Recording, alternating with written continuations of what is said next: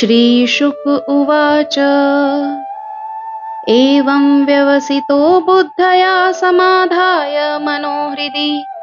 जजाप परमं जाप्यं प्रागजन्मन्यनुशिक्षितम्। गजेन्द्र उवाच ॐ नमो भगवते तस्मै यत एतच्चिदात्मकं पुरुषायादिबीजाय परेशायाभिधीमहि यस्मिन्निदं यतश्चेदं येनेदं य इदं स्वयं यो अस्मात् परस्माच्च परस्तं प्रपद्ये स्वयंभुवम्। यः स्वात्मनीदं निजमाययार्पितं क्वचितं विविभातं क्व च तत्तिरोहितम् अविधदृक्साक्ष्युभयं तदीक्षते स आत्ममूलो अवतु मां परात्पर। कालेन पञ्चत्वमितेषु कृतसनषु लोकेषु पालेषु च सर्वहेतेषु तमस्तदा आसीद गहनं गम्भीरं यस्तस्य पारे अभिविराजते विभु न यस्य देवा ऋषय पदं विदुर्जन्तु पुनको अर्हति गन्तुमिरितुम्। यथा नटस्याकृतिभिर्विचेष्टतो दुरत्ययानुक्रमणः समावतु दिदृक्षवो यस्य पदं सुमङ्गलं विमुक्तसङ्गामुनयः सुसाधव चरन्त्यलोकव्रतमव्रणं वने भूतात्मभूता सुहृदसमे गति न विद्यते यस्य च जन्म कर्म वा न नामरूपे गुणदोष एव वा तथापि लोकाप्यय सम्भवाय स्वमायया तानयनुकालमृच्छति। तस्मै नमः परेशाय ब्रह्मणे अनन्तशक्तये अरूपायोरुरूपाय नमः आश्चर्यकर्मणे नमः आत्मप्रदीपाय साक्षिणे परमात्मने नमो गिरां विदुराय मनश्चेतसामपि सत्त्वेन प्रतिलभ्याय नैष्कर्मयेण विपश्चिता नमः कैवल्यनाथाय निर्वाणसुखसंविदे नमः शान्ताय घोराय मूढाय गुणधर्मिणे निर्विशेषाय साम्याय नमो ज्ञानघनाय च क्षेत्रज्ञाय नमस्तुभ्यं सर्वाध्यक्षाय साक्षिणे पुरुषायात्ममूलाय मूलप्रकृत्ये नमः सर्वेन्द्रियगुणद्रष्टे सर्वप्रत्ययहेतवे असत्ताच्छाक्तयोक्ताय सदाभासाय ते नमः। नमो नमस्ते अखिलकारणाय निष्कारणायाद्भुतकारणाय सर्वागमाम्नाय महार्णवाय नमोपवर्गाय परायणाय गुणार्णच्छिन्नचिदूष्मपाय तत्क्षोभविस्फूर्जितमानसाय नैष्कर्म्यभावेन विवर्जितागं स्वयं प्रकाशाय नमस्करोमि। माद्रिकप्रपन्नपशुपाशविमोक्षणाय मुक्ताय भूरि करुणाय नमोलयाय स्वांशेन सर्वतनुबृन्मनसि प्रतीत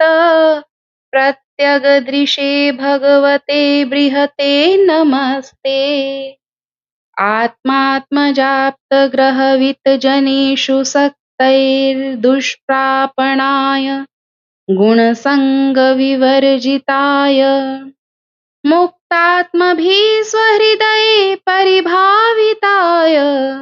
ज्ञानात्मने भगवते नमः ईश्वराय।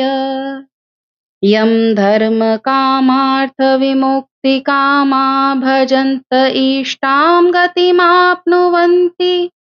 किं त्वाशिशोरात्यपि देहमव्ययं करोतु मे अदभ्रदयो विमोक्षणम् एकान्तिनो यस्य न कञ्चनार्थं वाञ्छन्ति ये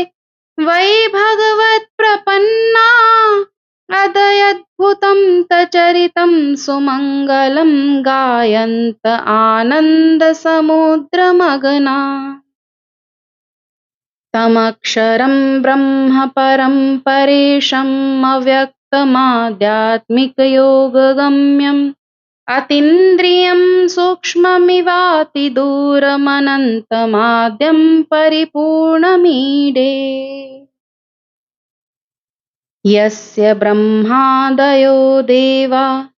वेदालोकाश्चराचरा नामरूपविभेदेन फलगव्या च कल्या कृता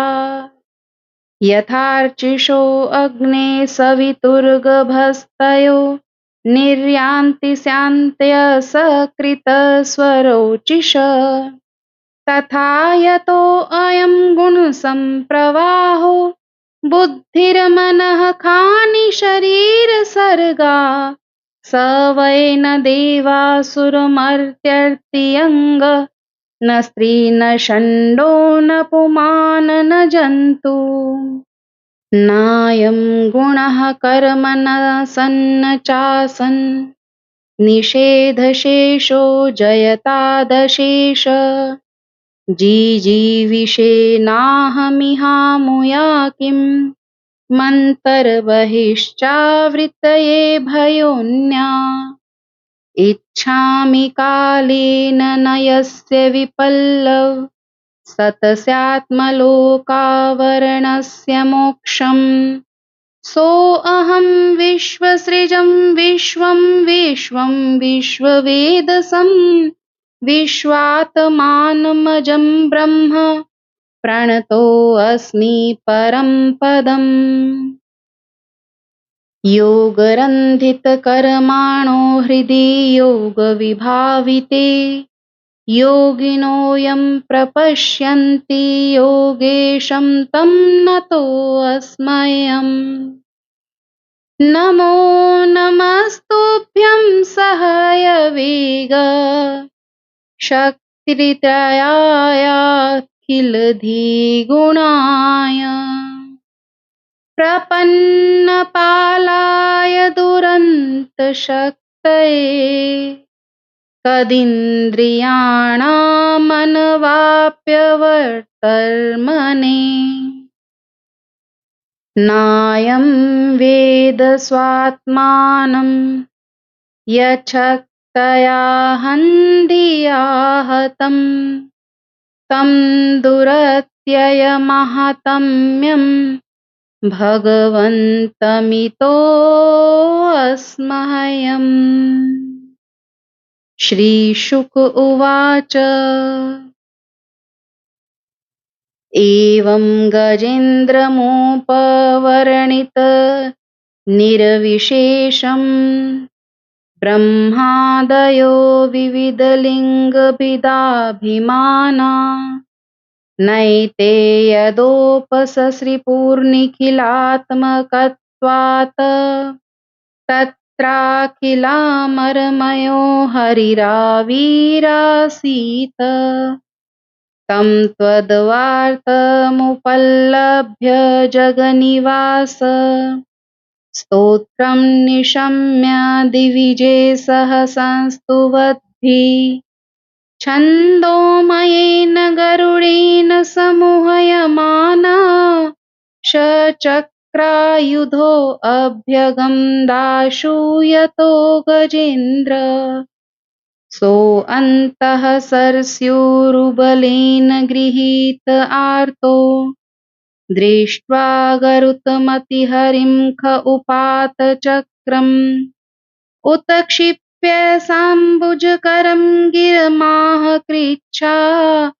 नारायणाखिल गुरो भगवन्नमस्ते तं वीक्ष्य पीडितमजः सहसावतीर्य सग्राहमाशु सरसः कृपयोजहार ग्रहाद्विपाटितमुखादरिणा गजेन्द्र सम्पश्यतां हरिर्मुमुच दुस्त्रियाणाम्।